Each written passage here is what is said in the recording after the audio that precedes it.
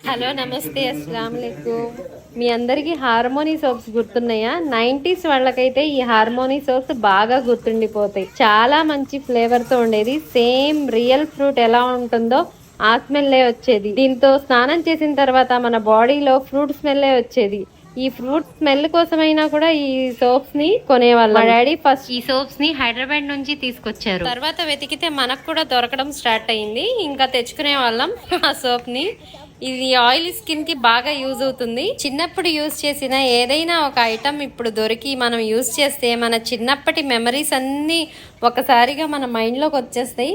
ఆ feeling super గా ఉంటుంది. నాకైతే మీకు అలానే అనిపిస్తుందా? మెయిన్ ఇందులో స్ట్రాబెర్రీ, గ్రేప్, లెమన్ ఫ్లేవర్స్ బాగుంటాయి.